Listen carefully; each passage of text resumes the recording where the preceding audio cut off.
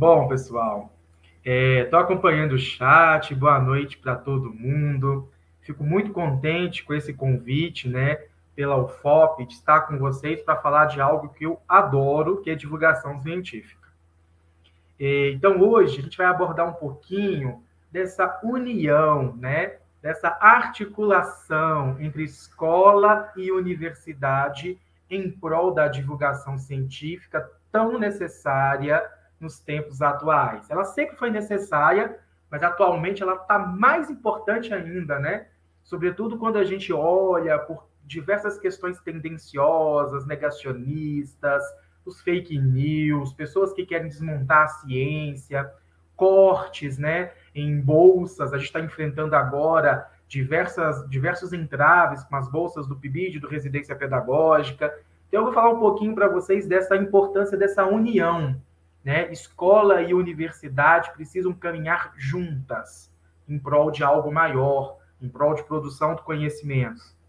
Então, eu vou pedir para a minha companheira aqui compartilhar um link com vocês, né? Então, eu vou pedir para tirar a minha apresentação, que eu quero resgatar aí alguns conhecimentos prévios de vocês sobre o assunto. Então, vou compartilhar aqui uma guia e eles vão colocar o link para mim, que já mandei para eles aqui no chat privado, que é do Mentimeter. Só para a gente ter aí, né, uma noção, para eu ter um apanhado geral, né, de algumas questões importantes sobre a divulgação científica. Então, colocar aí o link para vocês. Vocês compartilham a tela para mim novamente? Eu compartilhei uma guia. E nessa guia, a gente vai utilizar essa ferramenta aqui, ó.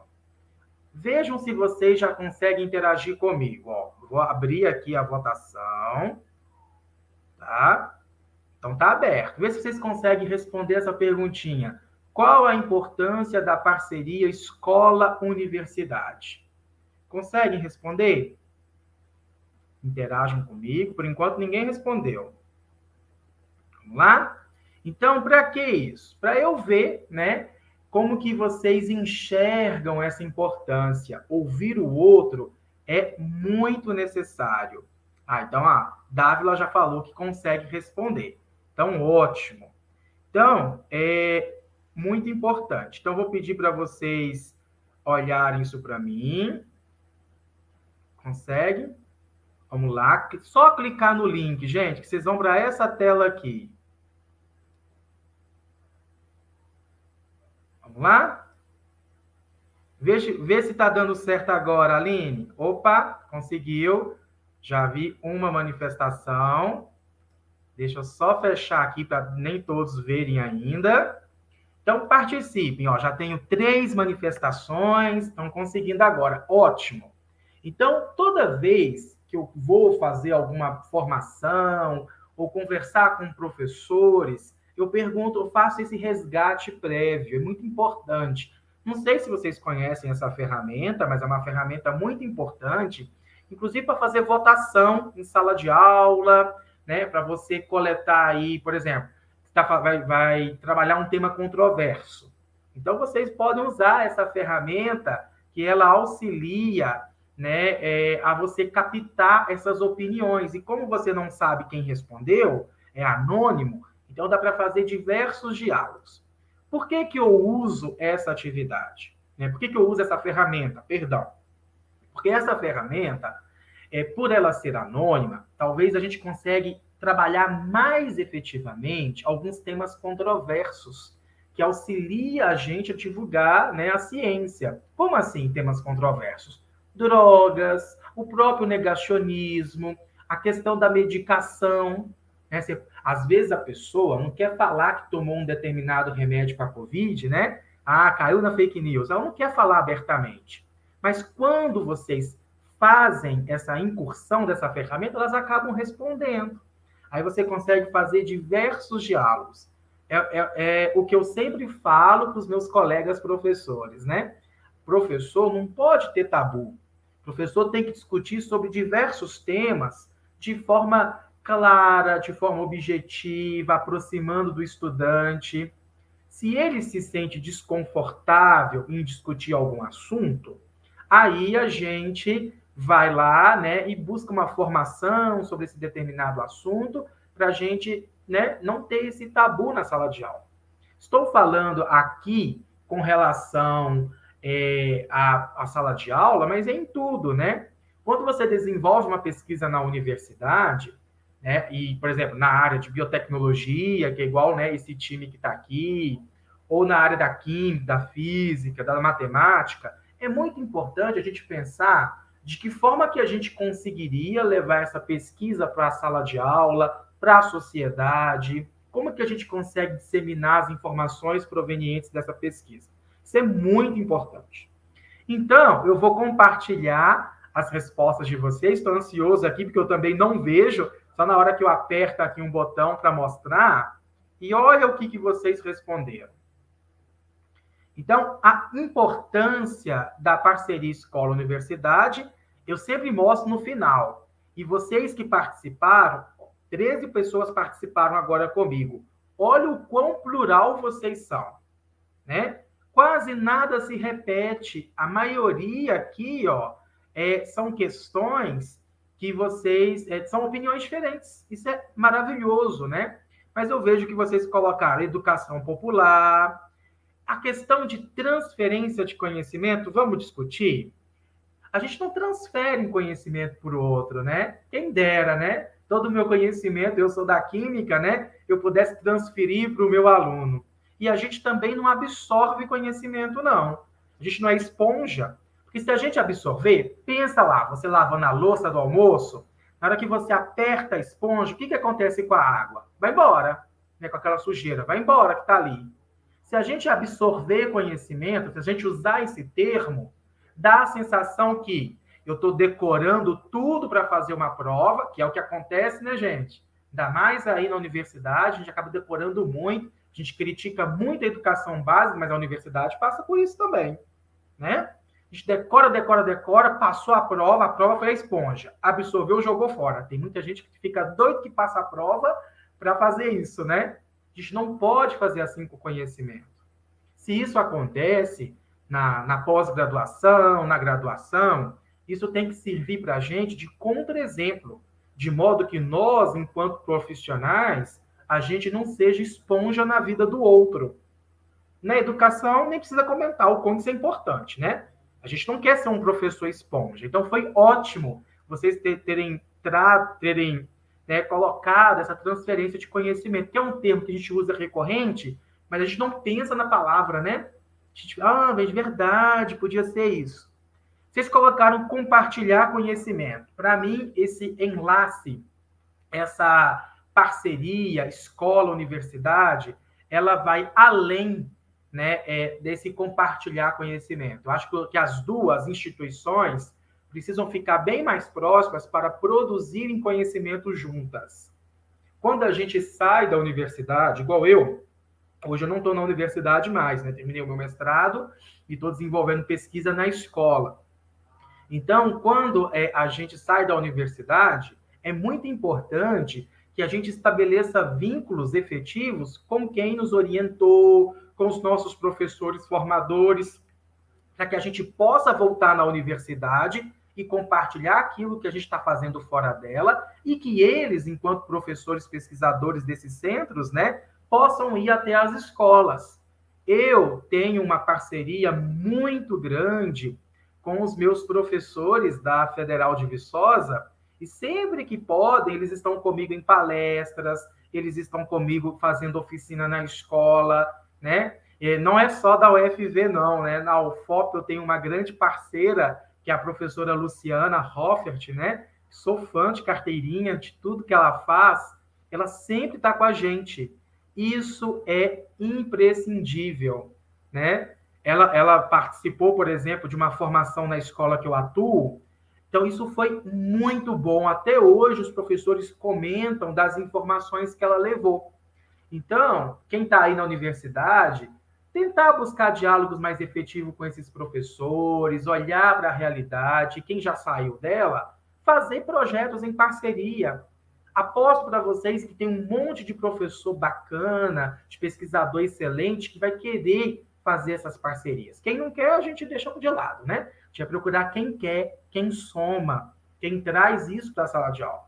Temos desafios? Vários, né? Mas educação é isso, né? Seja em qualquer âmbito, ela vai ser dotada de desafios para sempre.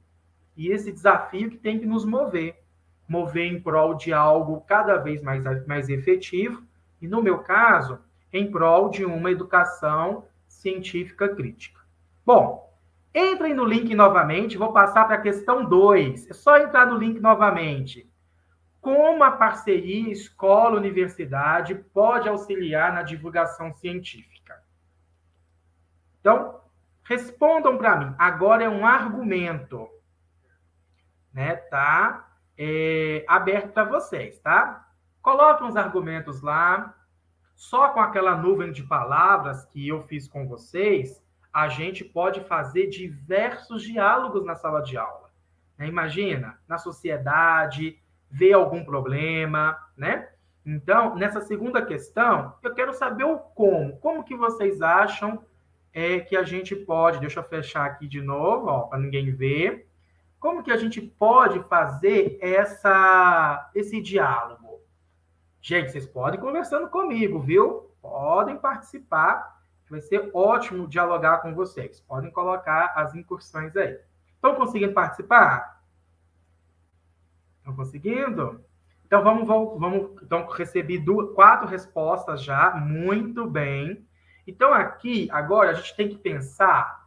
Pensem em vocês. Eu não sei qual é o público de hoje. Se for professor, que eu sei que tem professor aí assistindo, que eu recebi mensagem mais cedo que tinha mais gente que viria. Pensa como que vocês podem levar a pesquisa para a sala de aula. Agora, se você já é um pesquisador de uma área que não seja da educação, de que modo a minha pesquisa pode ajudar na sociedade de uma maneira mais clara e didática? Como assim, Matheus? Como que eu vou explicar minha pesquisa para a população em geral? Quando eu participei da minha graduação aqui na UFV, eu fui coordenador de uma ONG que chama Rede CSF, hoje em rede, que eu participei do Ciências Sem Fronteiras. E a gente ajudou a criar um projeto que chama Ciência na Praça. Muitas realidades realizam esse projeto, mas o da UFV, a diferença tinha que ser programas de pós-graduação. Eles levavam os pesquisadores do programa de pós-graduação para os bairros. Mas antes de levar, o pessoal, né, da ONG que eu coordenava na época iam nos bairros, faziam uma pesquisa de opinião. O que vocês querem saber? O que é importante para vocês? Aí a gente tinha isso catalogado, voltávamos na universidade, procurávamos quais programas poderiam auxiliar nessa resposta, e íamos lá na praça, uma região central, ou a praça, ou uma escola, e a gente fazia uma mega feira. Gente, esse projeto é emocionante. Tem uns vídeos na internet, no YouTube, vocês vão achar emocionante. É você ver uma senhora falar que ela tem dúvidas sobre a previdência social e procurar na universidade um programa de pós-graduação em economia que consiga responder a essa senhora, né, as dúvidas que ela tem, como que ela faz para se aposentar, quais são as regras, como que ela consegue desenvolver essa questão. Então, isso é muito importante. E nós conseguimos fazer isso. Eu acho que a gente precisa cada vez mais fazer isso. Porque se a gente não faz isso, as ideias negacionistas vão ganhando força. Porque as pessoas negacionistas, que são opostas, são anti-ciência, elas falam, e falam muito. Isso faz com que a gente, divulgadores científicos, que a gente tenha que falar também. Então, vou ver o que vocês colocaram. Eu adoro esse aplicativo por isso, gente. Usem, vocês vão adorar. Olha que legal, ó. Propondo e desenvolvendo projetos longitudinais em parceria direta com instituições de ensino, de preferências públicas. Adorei.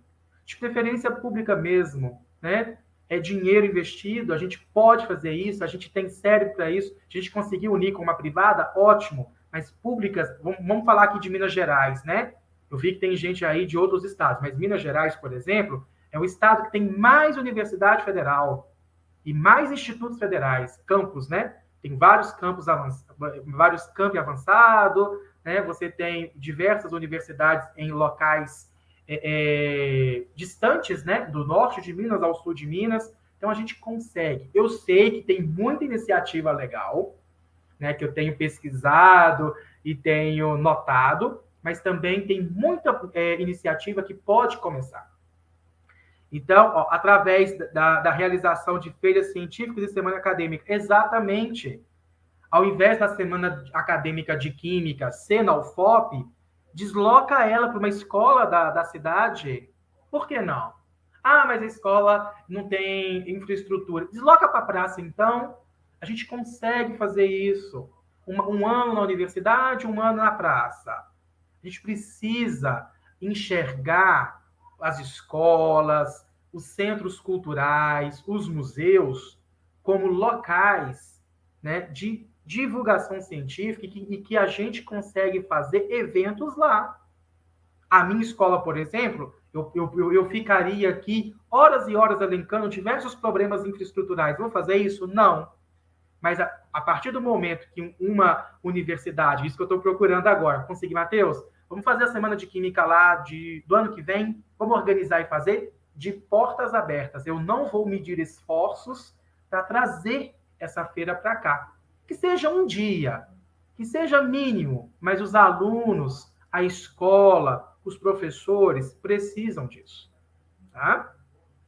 Por meio de projetos extensionistas, eu adoro a extensão, eu acho que a extensão é fundamental. A gente fala muito da pesquisa, mas a gente não pode esquecer da extensão. A extensão agora está passando por um processo de curricularização, né? Ela vai entrar aí como disciplina, como ação dentro dos cursos de graduação, mas a gente tem, né, como, mesmo você que já tenha formado em qualquer área, integre um projeto de extensão, busque essa parceria, crie um projeto de extensão.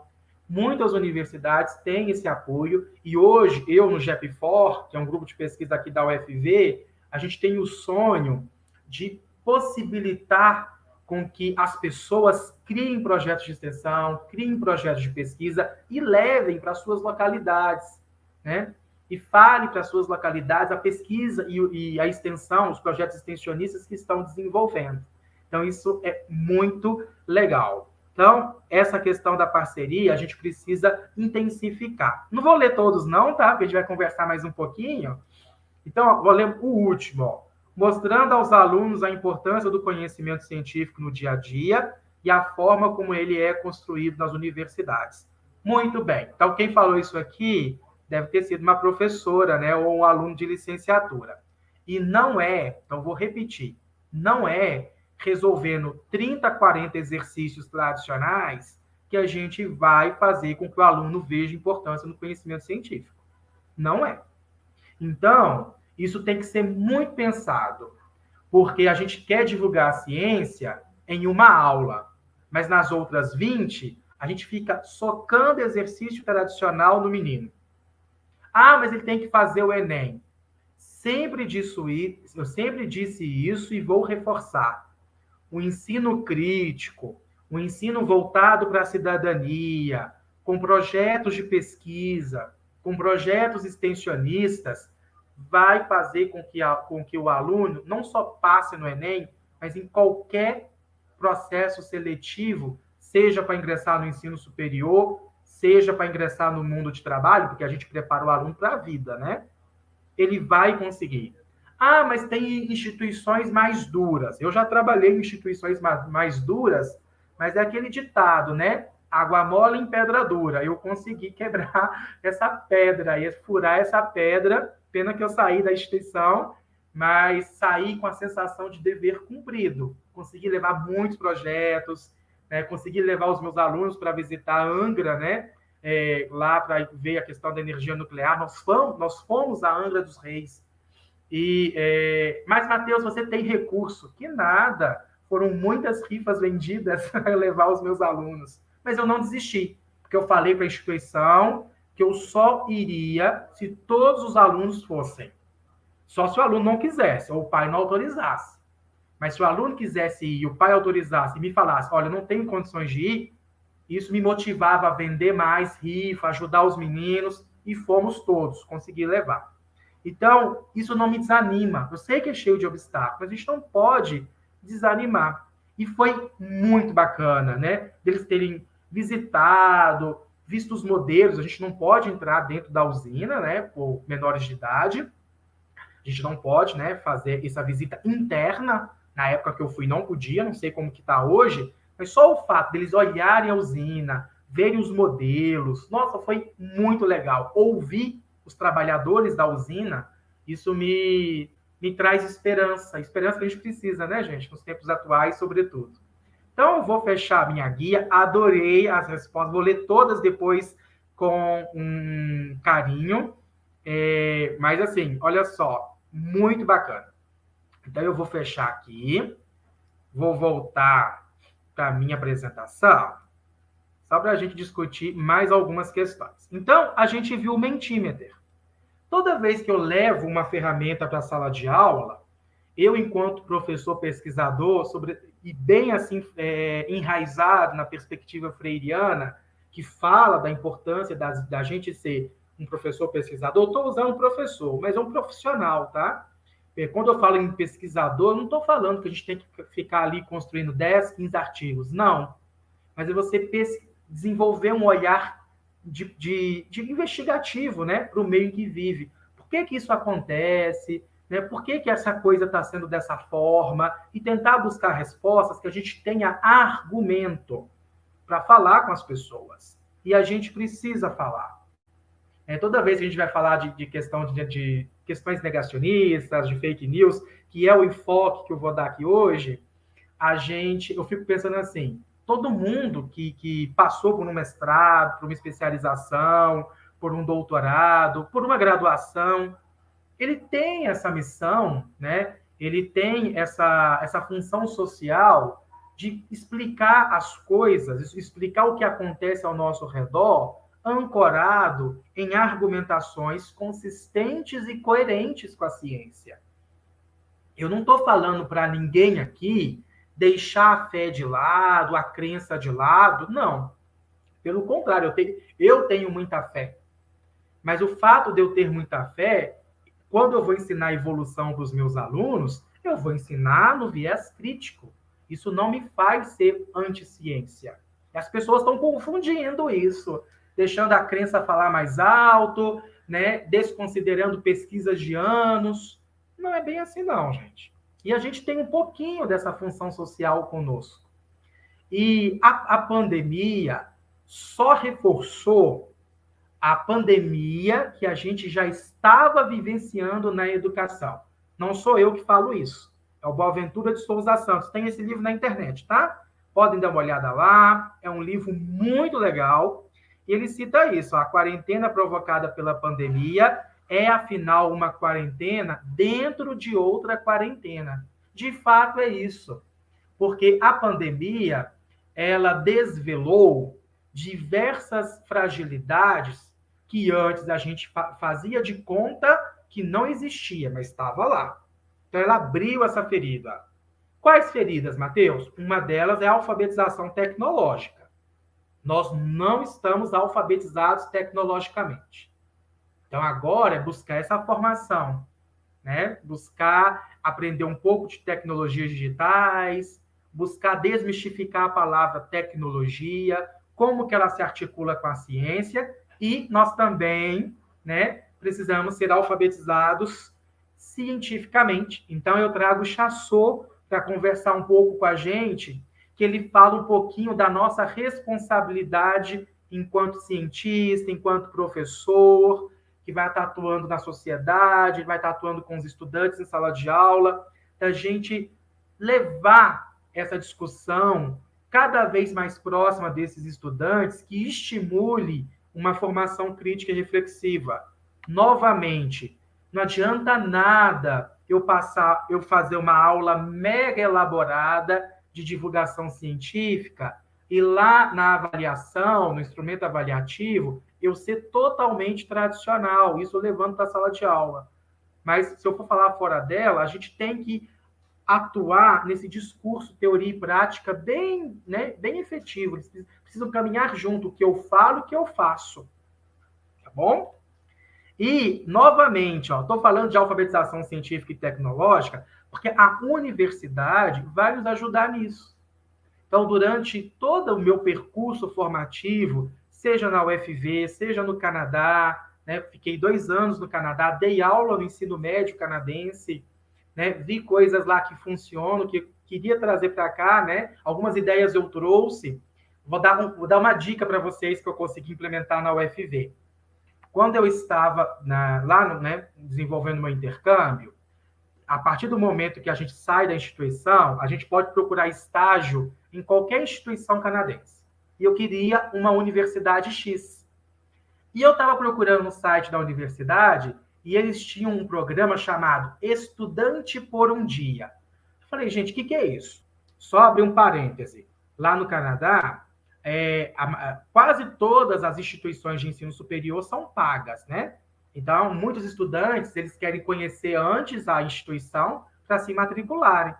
Aí eu não sabia disso. Aí eu me inscrevi lá no Estudante por um Dia. Eu fui estudante por um dia da instituição.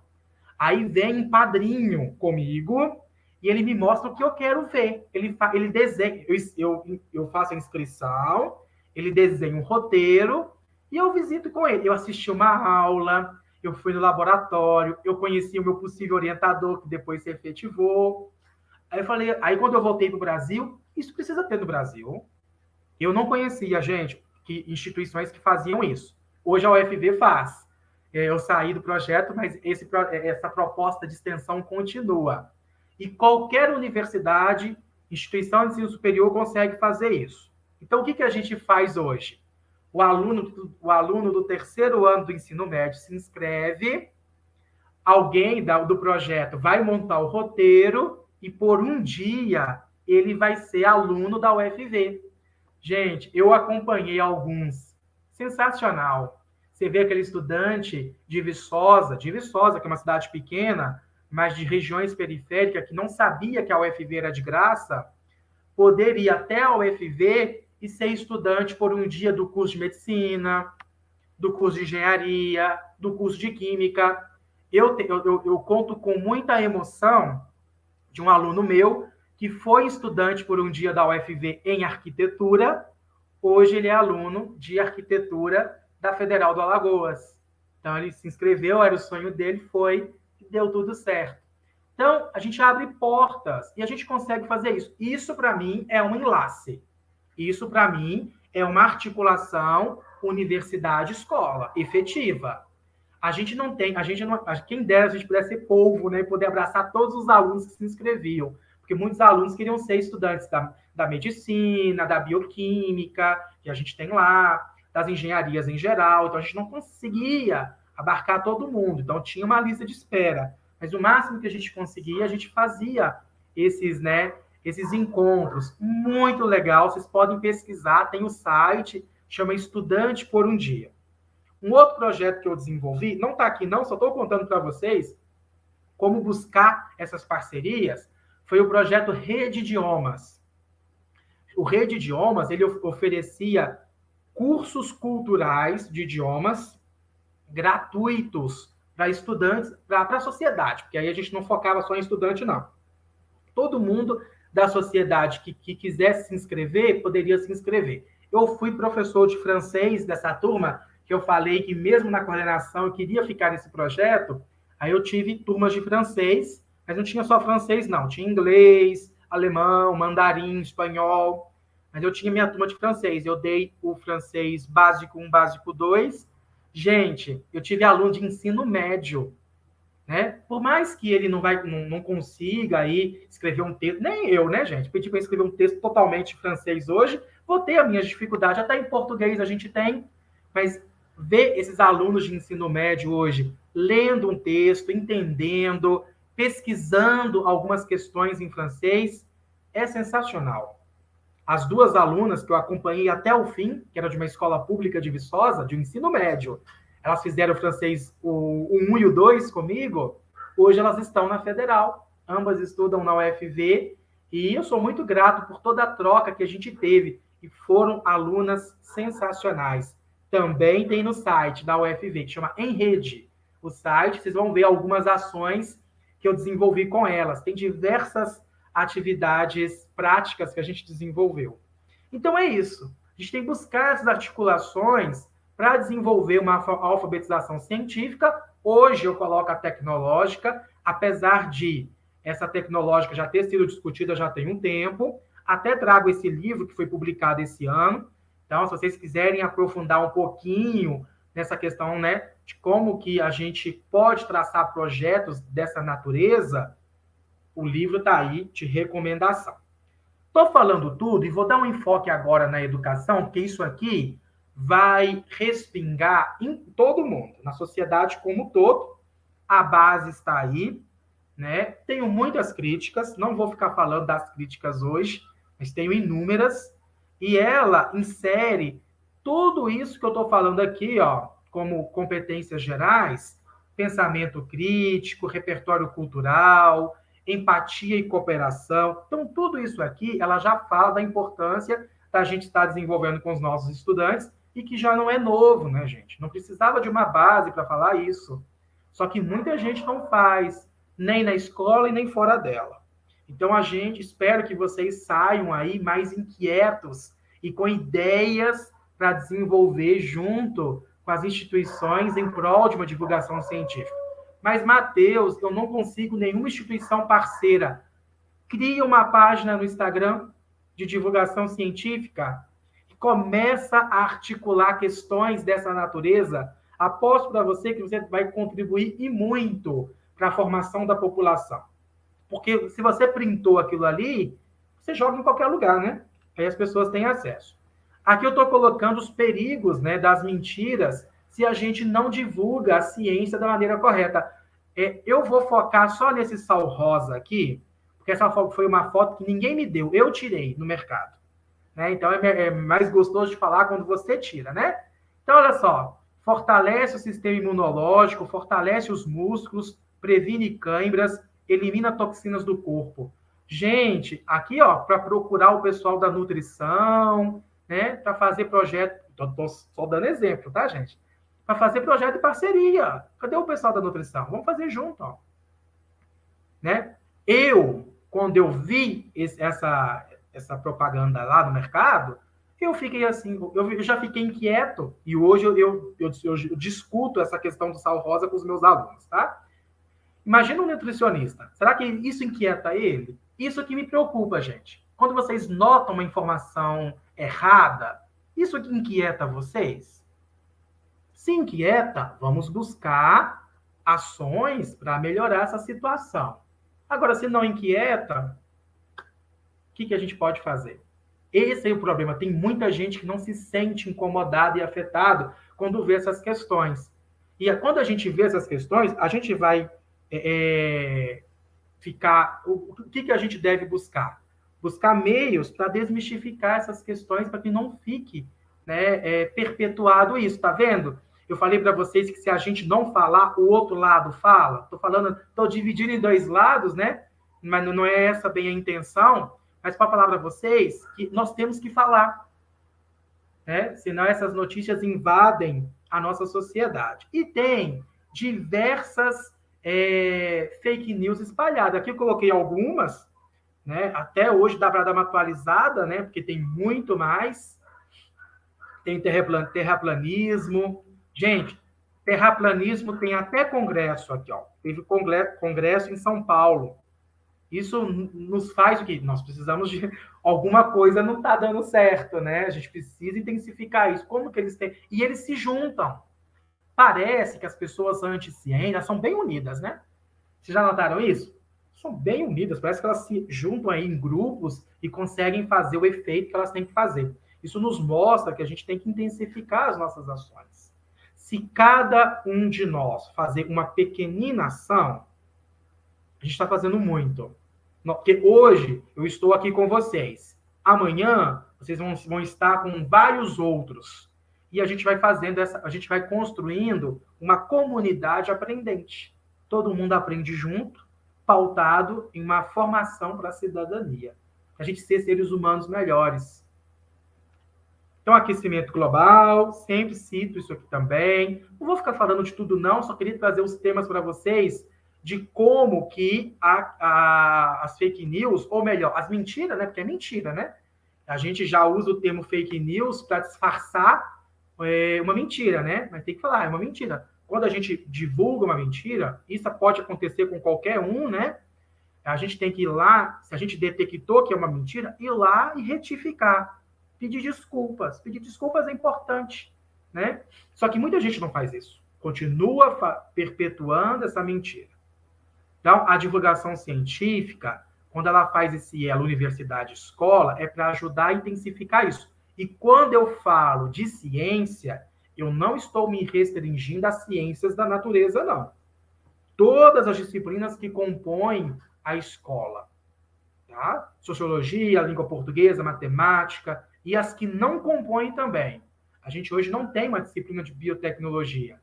Eu não estou falando que não necessita, talvez necessite, mas mais do que criar uma disciplina, é discutir nas disciplinas que se tem esse termo, as implicações da biotecnologia. E tem como, ou se tem, em qualquer área.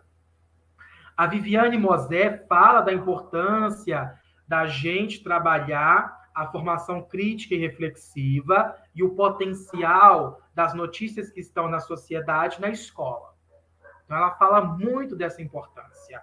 Então, ela é uma profissional aí para a gente ler, porque a filosofia faz parte da nossa vida, né? Ela é filósofa, a gente precisa filosofar mais. Filosofia da química, da biologia, filosofia da matemática. A gente precisa pensar nessas questões reflexivas. Eu vou falar de Paulo Freire. Falar de Paulo Freire é falar de uma divulgação científica também, porque muita gente acha que Paulo Freire se restringe àquelas frases bonitas de Facebook, e não é mesmo?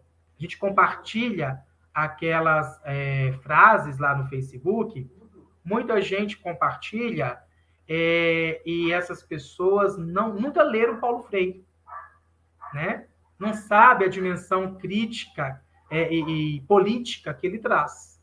Então, falar dele é extremamente importante, né? E outra questão que eu vou deixar como sugestão é o site Pílula Química, né? O site não, o Instagram, perdão. O Instagram Pílula Química, ele tem diversas informações, é do professor Hélio, da Federal da Bahia, e ele tem diversas informações que desmistificam questões mentirosas que estão no dia a dia. Então, ele nos dá um gás para a gente pensar em fazer um Instagram também. Não só Instagram, não, mas uma rede, um blog. Blog hoje está um pouco em desuso, né? Mas, assim, um site da Google tem facinho de fazer, né? Um Facebook, até mesmo no WhatsApp, né? Montar grupos de discussões. Então, o Instagram do Pílula Química é essencial para a gente desenvolver questões de divulgação científica. Ele pode ser um fio condutor de boas discussões, né? De excelentes discussões. Para a gente encaminhar, né, para a parte final, esse foi um artigo que eu publiquei e que eu criei notícias falsas e mostrei para os meus alunos, porque eu queria ver como que estava esse senso crítico deles, e todos os meus alunos caíram nas notícias falsas. Então, assim, se os alunos em processo de escolarização já caem em notícias falsas, imagina a sociedade. E, às vezes, gente, na maior parte das vezes, o negacionismo científico, ele não está ligado à ignorância. Eu sempre repercuto isso. Às vezes, não é porque a pessoa é ignorante. Às vezes, é falta de informação. Falta de informação que, quando você faz esse elo universidade-escola, você pode levar uma feira científica, uma semana acadêmica, tá bom? Isso aqui foi uma outra proposta desenvolvida. Gente, isso aqui foi uma conversa que eu ouvi de senhoras da onde que eu morava. Eu morava em Viçosa na época, né? Então, estava uma vez no mercado, eu ouvi uma conversa de duas senhoras. Falei assim, vou pegar essa conversa dessas duas senhoras e vou fazer do limão uma caipirinha. eu construí um caso investigativo das dúvidas delas e levei para os meus alunos, para eles discutirem quais eram as medidas de prevenção. Então, observem que é um caso real, que eu coloquei, né, elementos fictícios, obviamente, dei uma incrementada, e levei para os meus alunos.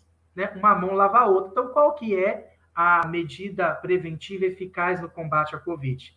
Na época, os meus alunos falavam assim, mas isso não acontece. Não acontece? Aqui é um caso real. Eu ouvi, né? Não inventei. Né? Então, para vocês verem que são pequenas ações que nos auxiliam nessas questões. Esse é um site primordial, um Instagram também, perdão, primordial, do professor Sérgio Sherry. Gente, olha o que ele faz. Aí a pessoa pensa assim, nossa, o que eu, doutor em engenharia ambiental, estou dando exemplos, tá? Posso fazer para ajudar na divulgação científica? Esses cards aqui, ó. Você pode usar, fazer uns cards lá na sua área. O que é isso? O que é aquilo? Explicar e jogar no Facebook, por exemplo. No caso do professor Sérgio, que é o professor da UFLA, deixo até o contato dele aqui, ó. Ele nem sabe que estou divulgando ele, mas a divulgação científica é isso, né? Ideia boa é para ser falada, ser popularizada, né? Então, olha que ideia genial. Eu já usei muito essas informações deles na minha sala de aula. Então, se cada cientista de diferentes áreas fizessem isso, olha a contribuição que você deixa para a sociedade. É um enlace também, é uma articulação efetiva entre universidade e escola. Para a gente finalizar, eu quero discutir as questões com vocês, eu deixo um fragmento, né, do livro da Elika Takimoto, estive com ela em outubro, lá no GEP4, que é o grupo de pesquisa que eu atuo, inclusive vocês conheçam, e ela falou dessa questão, né, do pensamento negacionista e o quanto a gente tem que falar também, divulgar, mas não é divulgar, é importante, muito importante, divulgar a sua pesquisa em um periódico qualificado, mas mais do que isso, é transformar aquela pesquisa em uma linguagem acessível. Está faltando isso.